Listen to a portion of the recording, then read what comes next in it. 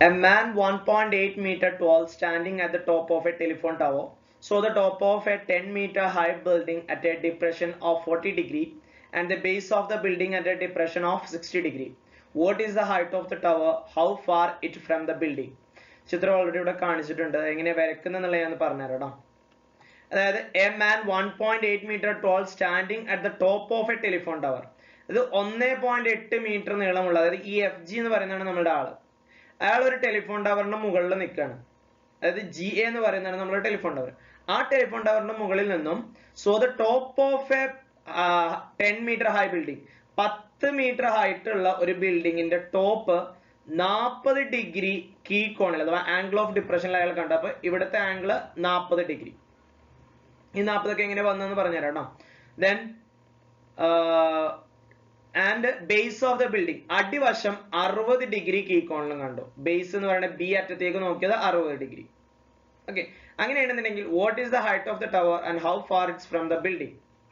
ഈ ടവറിന്റെ ഹൈറ്റ് എത്രയാണ്, അത് ബിൽഡിംഗിൽ നിന്നും എത്ര മീറ്റർ അകലെയാണ്, ഇതാണ് നമുക്ക് കണ്ടുപിടിക്കേണ്ടത്.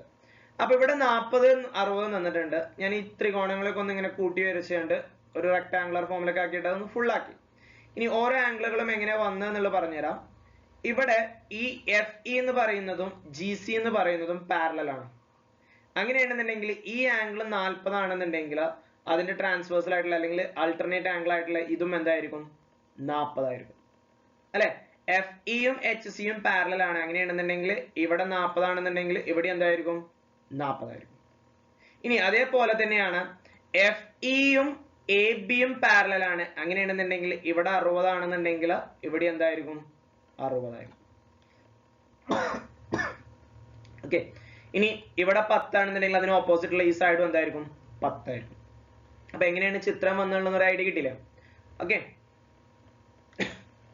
ഈ താഴത്തേക്കൊക്കെ എടുക്കുന്ന എന്തുകൊണ്ടാന്ന് ചോദിച്ചു കഴിഞ്ഞാൽ നമ്മൾ ഈ ട്രയാങ്കിൾ ആക്കിയിട്ട് എടുത്താണ് കേട്ടോ. നമുക്ക് തന്നിട്ടുള്ള സൈഡ് വെച്ചിട്ടുള്ള ട്രയാങ്കിളും ആണല്ലോ, അതുകൊണ്ടാണ് അങ്ങനെ പാരലൽ ലൈനൊക്കെ നോക്കിയിട്ട് 40 60 കൊടുത്ത്. ഇനി നമ്മൾ നേരത്തെ ചെയ്ത പോലെ തന്നെ നമ്മൾ ഓരോന്നിന്റെ പേര് എഴുതിച്ചു. AG ആണ് നമ്മുടെ ടെലിഫോൺ ടവർ, BC ആണ് നമ്മളുടെ കെട്ടിടം അല്ലെങ്കിൽ ഹൈറ്റ് എന്ന് പറയുന്നത്. ആദ്യം AB ഈക്വൽ ടു X എന്ന് എടുക്കുക. അതായത് ഈ ലെങ്ത് എവിടെ, പിന്നെ ഇവിടെ AB എന്ന് പറയുന്ന ഈ ലെങ്തിനെ X എന്ന് എടുത്തു. ഇനി tan 40 എടുത്തു.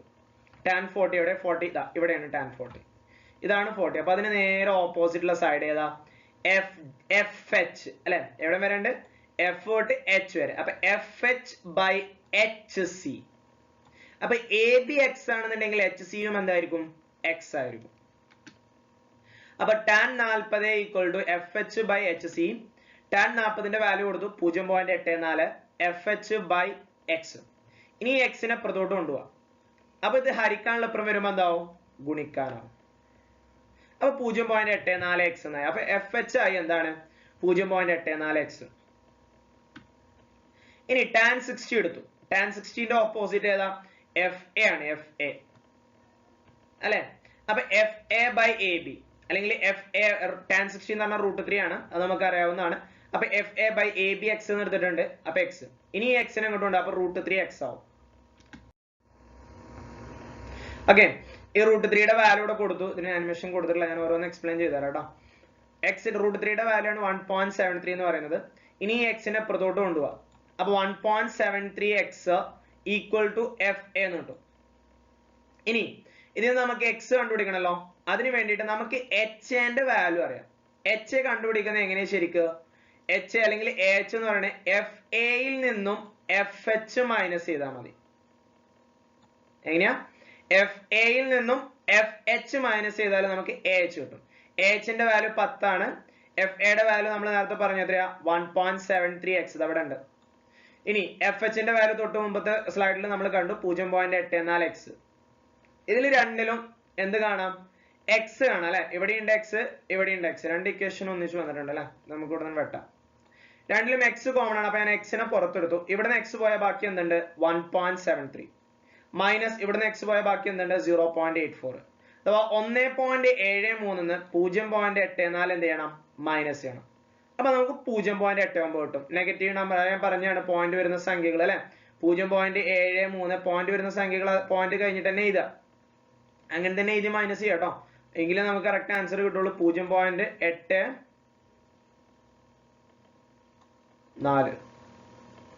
3 4 പോലെ, അപ്പൊ 13 4 പോലെ 9, 6 8 പോലെ 16 8 പോയാൽ 8, പിന്നെ ഇവിടെ 0 ഉണ്ടാവുക 0.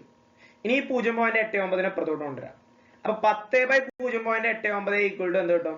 എക്സ് കിട്ടും. ഇനി 0 കഴിഞ്ഞ് പോയിന്റ് കഴിഞ്ഞിട്ട് ഡിനോമിനേറ്ററിലാണ് പോയിന്റ് വരുന്നത്. അപ്പൊ ആ പോയിന്റിനെ നമ്മൾ ക്യാൻസൽ ചെയ്യണം.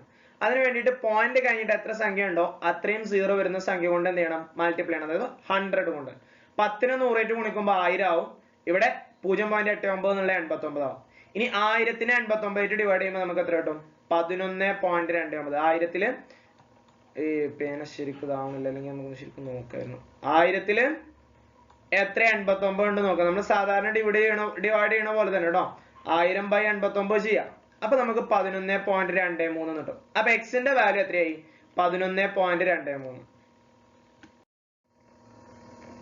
ഇനി the distance between the building is tower is 11.23. അഥവാ എക്സ് ആണല്ലോ ഈ ബിൽഡിങ്ങിന്റെ ഡിസ്റ്റൻസിന്റെ ടവറിന്റെ ഇടയിലുള്ള അകലം എന്ന് പറയുന്നത് എ ബി. നമ്മൾ ഫസ്റ്റ് എടുത്തിട്ടുണ്ട് A B equal to X എന്നാണ്. അപ്പൊ അത് കിട്ടിയ എത്രയാ? 11.23 മീറ്റർ. അടുത്തത് A F equal to A H plus A F എന്ന് പറയുന്നത് എന്താണ്? A H plus F H. A എഫിന്റെ നീളം എന്ന് പറയുന്നത് എ എച്ചും എഫ് എച്ചും കൂടി കൂട്ടുന്നതിന് തുല്യമാണ്. ദെൻ ഇനി എ എഫ് കാണാൻ പോവാണ്. എ എച്ചിന്റെ വാല്യൂ നമുക്കറിയാം 10 ആണ്. എഫ് എച്ചിന്റെ വാല്യൂ 0.84 എക്സ് ആണ്. എക്സ് എന്ന് പറയുന്നത് 11.23 ആണ്. ഇനി 0.84-നെ 11.23 ആയിട്ട് മൾട്ടിപ്ലൈ ചെയ്യാം. അതെങ്ങനെ മൾട്ടിപ്ലൈ ചെയ്യാം?